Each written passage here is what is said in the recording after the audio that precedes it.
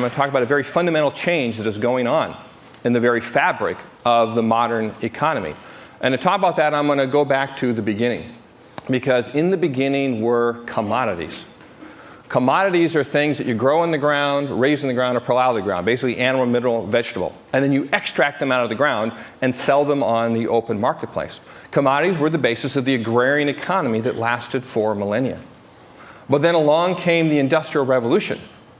And then goods became the predominant economic offering, where we use commodities as the raw material to be able to make or manufacture goods. So we moved from an agrarian economy to an industrial economy. But what then happened over the last 50 or 60 years is that goods have become commoditized. Commoditized where they're treated like a commodity, where people don't care who makes them.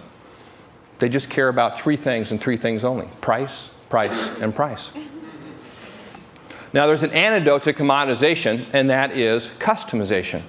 My first book was called Mass Customization, and it came up a couple of times yesterday. And how I discovered this progression of economic value was realizing that customizing a good automatically turned it into a service. Because it was done just for a particular person. Because it wasn't inventoried. It was delivered on demand to that individual person. So we moved from an industrial economy to a service-based economy. But over the past 10 or 20 years, what's happened is that services are being commoditized as well. Long-distance telephone service sold on price, price, price. Fast food restaurants with all their value pricing. And even the internet is commoditizing not just goods, but services as well. What that means is that it's time to move to a new level of economic value. Time to go beyond the goods and the services. And using the same heuristic, what happens when you customize a service? What happens when you design a service that is so appropriate for a particular person? That's exactly what they need at this moment in time. Then you can't help but make them go, wow. You can't help but turn it into a memorable event. You can't help but turn it into an experience. So we're shifting to an experience economy where experiences are becoming the predominant economic offering. Now, most places that I talk to, when I talk about experience, I talk about Disney, right, the world's premier experience stager. I talk about theme restaurants and experiential retail and boutique hotels in Las Vegas, the experience capital of the world. But here, when you think about experiences, think about Thomas Dolby and his group playing music. Think about meaningful places.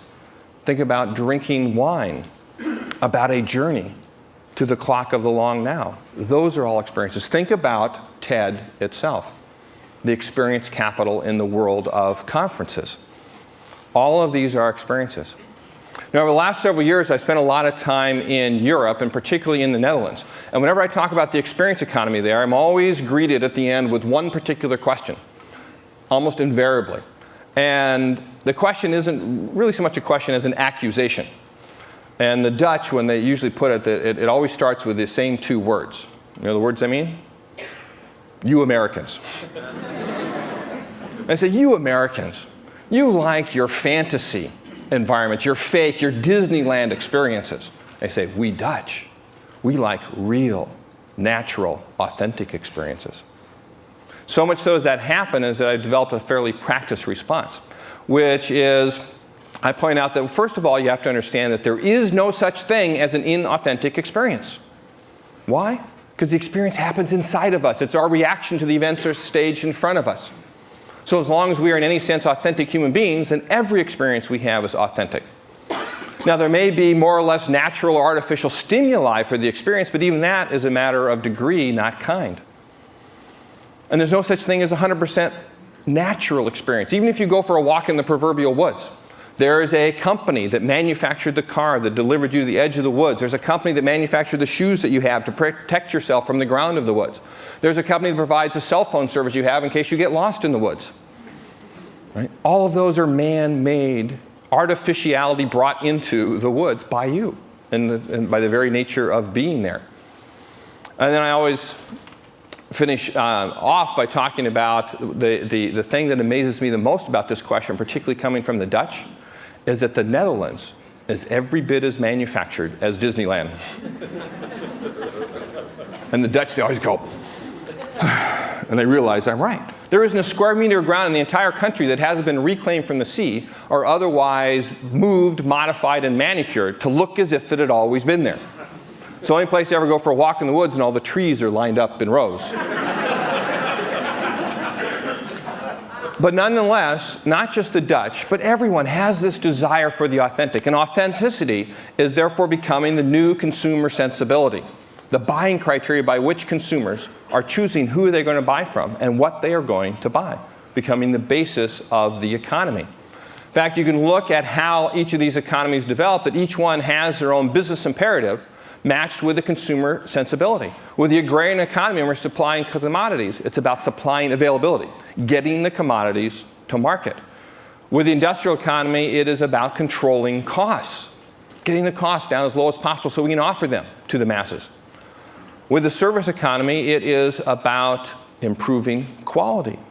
The whole quality movement has risen with the service economy over the past 20 to 30 years. And now, with the experience economy, it's about rendering authenticity. Rendering authenticity, and that's the key word, is rendering. Right, rendering, because you have to get your consumers, as business people, to perceive your offerings as authentic. Because there is a basic paradox. No one can have an inauthentic experience, but no business can supply one. Because all businesses are man-made objects. All business is involved with money. All business is a matter of using machinery. And all those things make something inauthentic. So how do you render authenticity is the question. Right? Rendering authenticity. When you think about that, let me go back to what Lionel Trilling, in his seminal book on authenticity, Sincerity and Authenticity, came out in 1960, points to as the seminal point at which authenticity entered the lexicon, if you will. And that is, to no surprise, in Shakespeare and in his play Hamlet. And there's one point in his play Hamlet where the most fake of all the characters in Hamlet, Polonius, says something profoundly real. At the end of a laundry list of advice he's giving to his son Laertes, he says this, "And this above all, to thine own self be true. And it doth follow as night the day, that thou canst not then be false to any man." And those three verses are the core of authenticity. There are two dimensions to authenticity. One, being true to yourself, which is very self-directed. Two is other-directed, being what you say you are to others. And I don't know about you, but whenever I counter two dimensions, I immediately go, 2 by 2. Right? Anybody else like that? No? Well, if you think about that, you do, in fact, get a 2 by 2. Where on one dimension, it's a matter of being true to yourself. As businesses, are the economic offerings you are providing, are they true to themselves? And the other dimension is, are they what they say they are to others?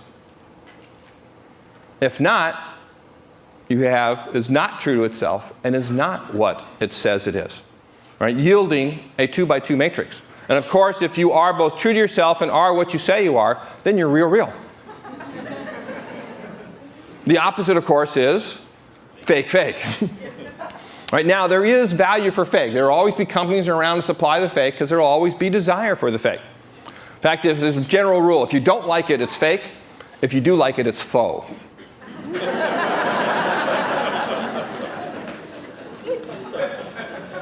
Now, the other two sides of the coin are being a real fake, is what it says it is but is not true to itself, or being a fake real, is true to itself but not what it says it is. You can think about those two contrasts. Both of these are better than being fake, not quite as good as being real. You can contrast them by thinking about Universal City Walk versus Disney World, right, or Disneyland. Universal City Walk is a real fake. In fact, we got this very term from Ada Louise Huxtable's book, The Unreal America. Wonderful book where she talks about Universal City Walk as, she decries the fake, but she says at least that's a real fake, right? Because you can see behind the facade, right? It is what it said it is. It's Universal Studio. It's in the city of Los Angeles. You're going to walk a lot, right? You don't tend to walk a lot in Los Angeles. Well, here's a place where you are going to walk a lot outside in this city, right? But is it really true to itself? Right? Is it really in the city? Is it, you can see behind all of it and see what is going on in the facades of it, so she calls it a real fake. Disney World, on the other hand, is a fake real, or a fake reality. Right? It's not what it says it is. It's not really the Magic Kingdom. But it is, I'm sorry, I didn't mean to. Sorry. We won't talk about Santa Claus then.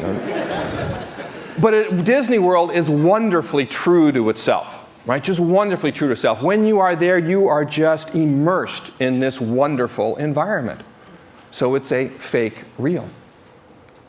Now, the easiest way to fall down in this and not be real, right? The easiest way not to be true to yourself is not to understand your heritage and thereby repudiate that heritage. Right? The key of being true to yourself is knowing who you are as a business, knowing where your heritage is, what you have done in the past, and what you have done in the past limits what you can do, what you can get away with, essentially, in the future. So you have to understand that past. Think about Disney again. Disney, 10 or 15 years ago, right? The company that is probably best known for family values out there, Disney bought the ABC network. ABC network, affectionately known in the trade as the TNA network. Right? That's not too much jargon, is it? Right? The TNA network. Then it bought Miramax, known for its NC-17 fare. And all of a sudden, families everywhere couldn't really trust what they were getting from Disney. It was no longer true to its heritage, no longer true to Walt Disney. It's one of the reasons why they're having such trouble today, and why Roy Disney is out to get Michael Eisner, because it is no longer true to itself. So understand what your past limits what you can do in the future. When it comes to being what you say you are, the easiest mistake that companies make is that they advertise things that they are not.